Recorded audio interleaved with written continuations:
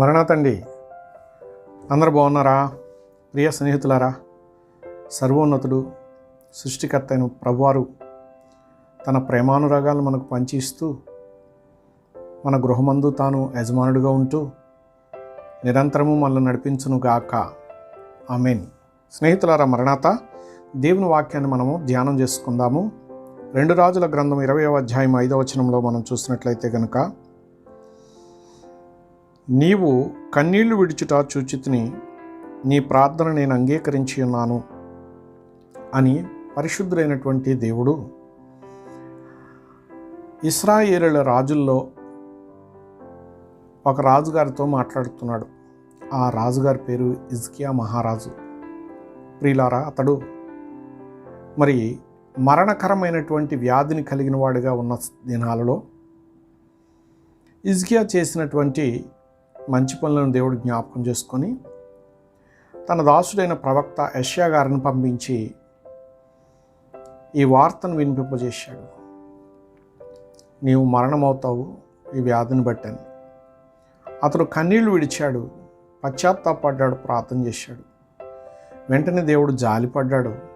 జాలిపడిన దేవుడు ఆయుష్ను పొడిగిస్తానని తీర్మానం చేసుకుని స్వస్థపరుస్తానని తాను ఈ సంగతిని ప్రవక్త ద్వారా రాజుగారికి వినిపించమని పంపగా, నేను నిన్ను బాగు చేస్తానని చెప్పేసి దేవుడు ఇక్కడ ఆ రాజుగారికి గొప్ప అభయం ఇచ్చేశాడు.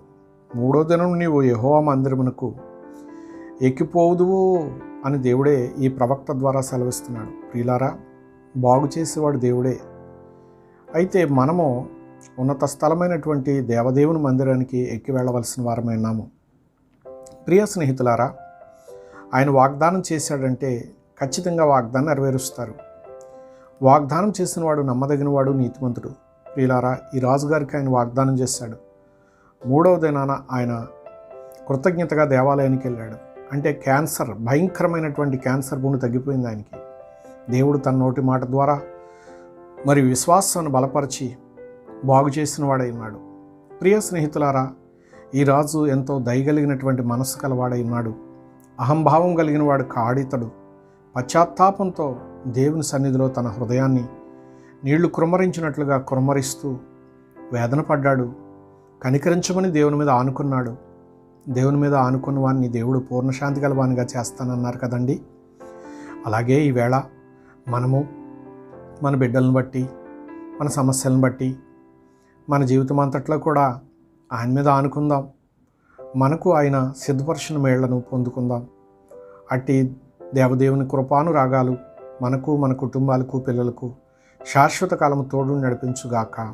ఆమేన్. చిన్న ప్రార్థన చేద్దామండి. మహాపరిశుద్ధుడా, రాజుగారు కష్టంలో ఉన్నప్పుడు ప్రభువా ప్రవక్తను పంపించి, ప్రభు ఇదిగో తండ్రి నువ్వు హెచ్చరింపచేశావు. వారు పశ్చాత్తాపడగా అద్భుతమైనటువంటి అభయాన్ని ఇచ్చావు. ఆయుష్, ఆరోగ్యము, క్షేమాభివృద్ధిని కలగజేశావు. అట్లే నేడున్న దీనులైనటువంటి మనుషులను, అనగా భక్తులైనటువంటి వారందరిని కూడా దర్శించమని, ప్రతి కుటుంబమును ఆశీర్వదించమని, క్షేమాభివృద్ధి కలిగించమని, వేళతో తృప్తిపరచమని, ఆకాశ మేఘారుడే వచ్చును నీవు, నీ మహిమరాకడలో వారు పాలుభాగస్తులే ఫలించు ధన్యులుగా మీరే సిద్ధపరచమని ప్రభువారి చేతికి అప్పగిస్తున్నాను పరమ తండ్రి. ఆమేన్. అందరికీ మరణాతండి.